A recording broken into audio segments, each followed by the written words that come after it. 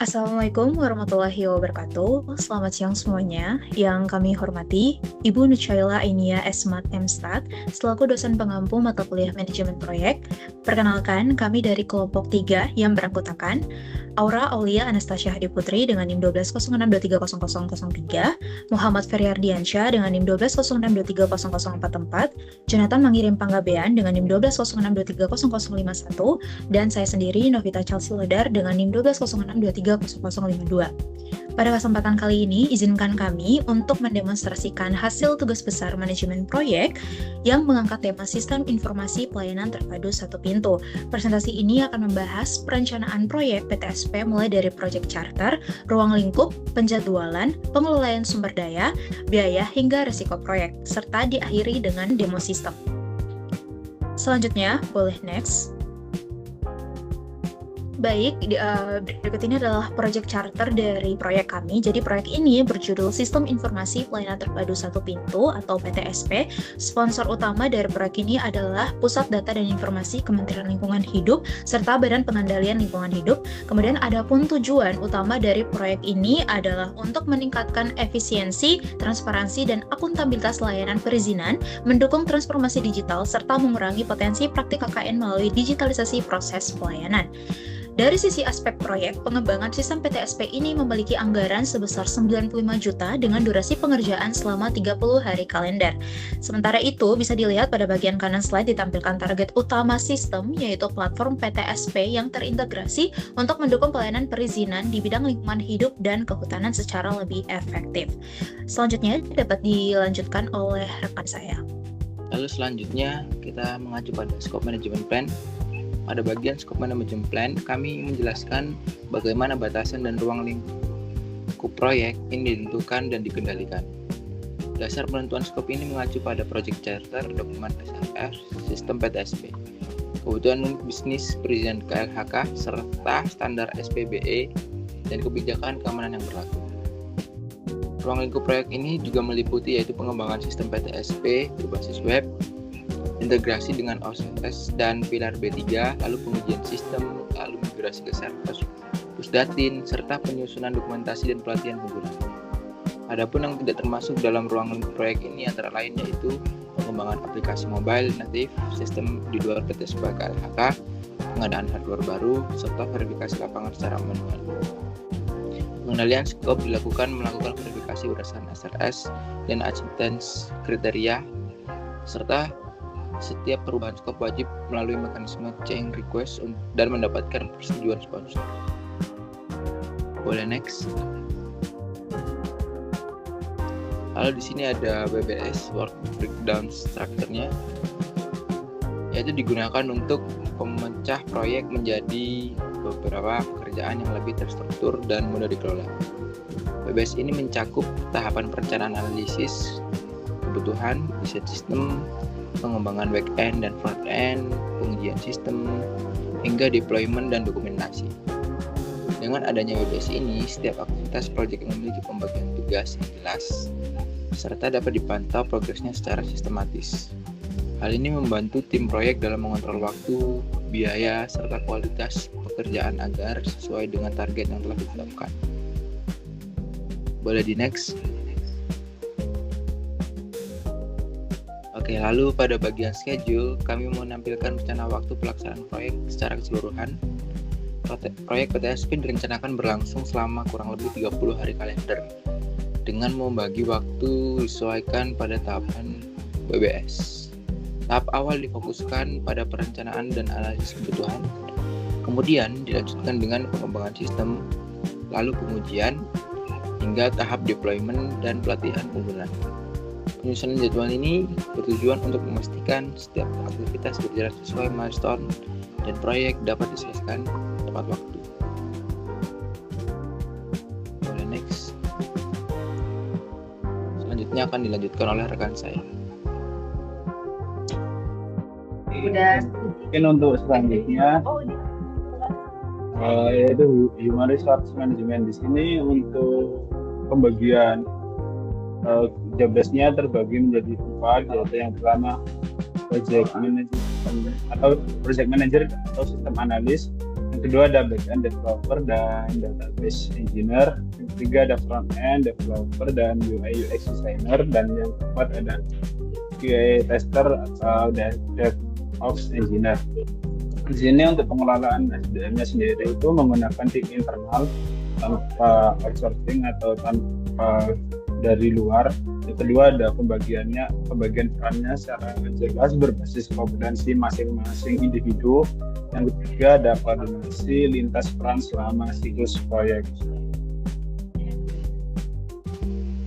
Untuk yang selanjutnya adalah cost. Di sini untuk rencana biaya yang dikeluarkan itu mulai dari tools dan infrastruktur, yaitu terkait server, keamanan sistem, tools, terus integrasi sistem, terkait API, sinkronisasi data, backup sistem, dan dokumentasi perhatian. Dan untuk selanjutnya ada cost terkait SDM, yaitu terkait sumber daya manusia yang membangun sistem tersebut. Untuk total keseluruhan cost dari tools dan infrastruktur dan sumber daya manusianya sendiri kita maksimalkan di 95 juta. Untuk resikonya sendiri, di sini ada project risk, yaitu kita kategorikan menjadi 3 resiko utama, yaitu ada teknis, waktu, dan dari segi SDM.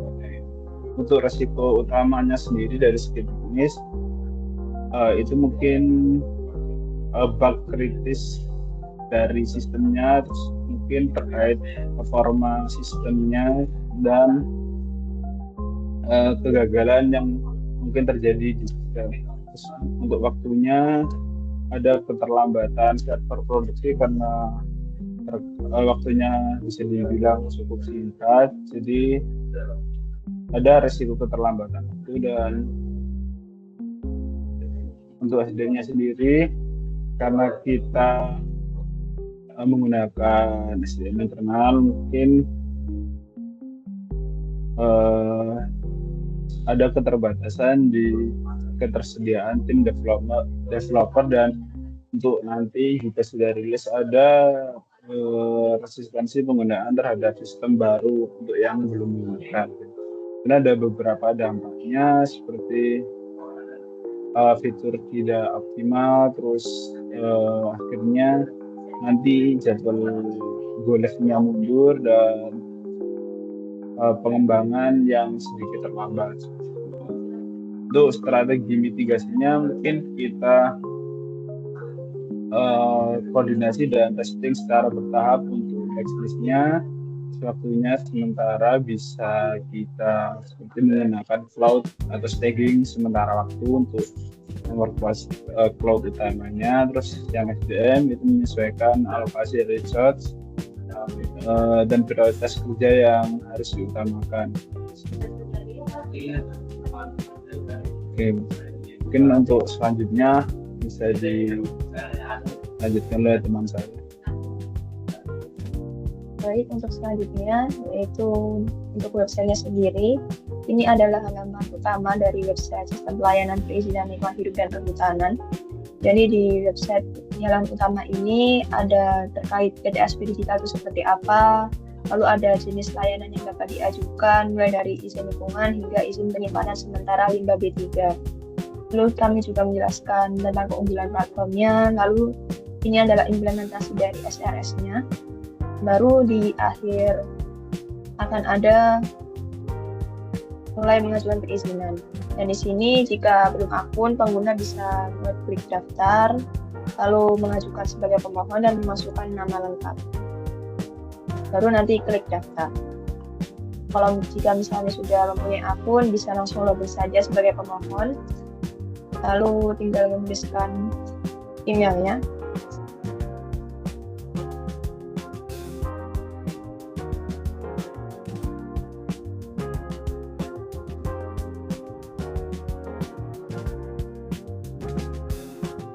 Lalu tinggal mengisikan passwordnya dan tinggal masuk.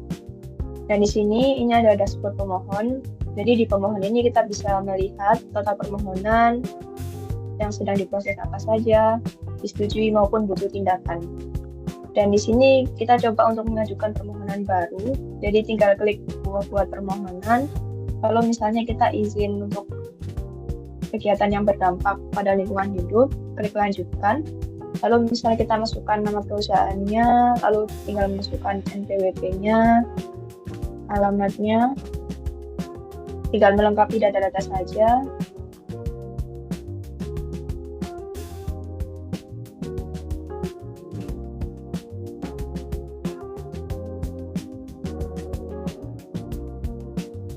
Lalu menguploadkan dokumen pendukungnya. Misalnya, lalu tinggal klik ajukan permohonan setelah identitas semuanya diisi. Dan di sini kita bisa klik lihat detail untuk melihat informasi yang telah kita masukkan hingga dokumen yang kita upload. Dan sekarang kita coba untuk ke verifikator. Jadi verifikator ini hanya untuk memverifikasi dokumen dan izin. Contohnya kita bisa login menggunakan verifikator. Dan di sini ini juga sama seperti dashboard pemohon, tapi untuk verifikator kita hanya memverifikasi dan mereview permohonan. Misalnya ini izin lingkungan yang baru saja kita ajukan, kita bisa cek lihat detailnya seperti apa hingga dokumen yang diupload.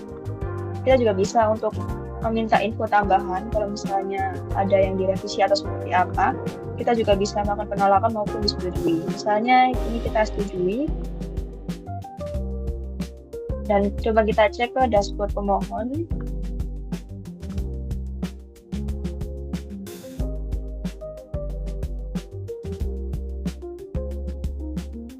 Maka izin yang kita ajukan sudah disetujui oleh verifikator. Dan ada progres verifikasinya juga 100%. Untuk dashboard pemohon dan verifikator mungkin cukup sekian. Selanjutnya akan dijelaskan oleh rekan saya.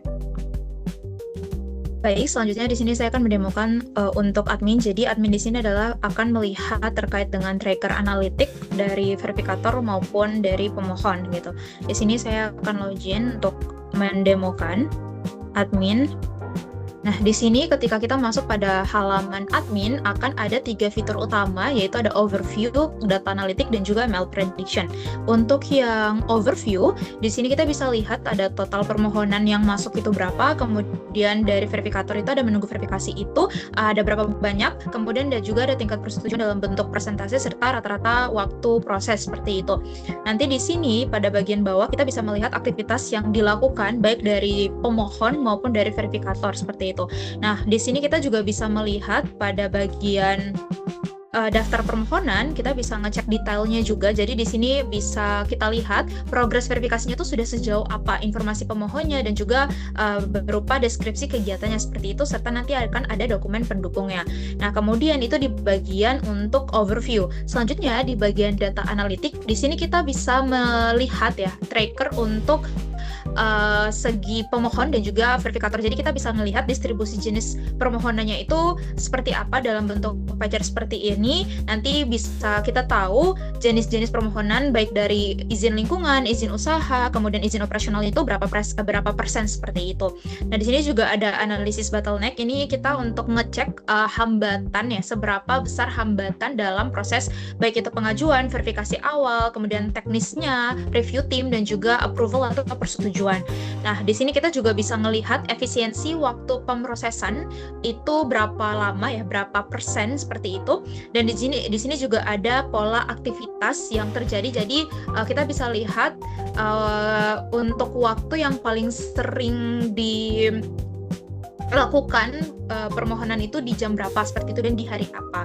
Nah, kemudian di bagian ML prediction ini kami membuat prediksi ya, jadi bisa dilihat untuk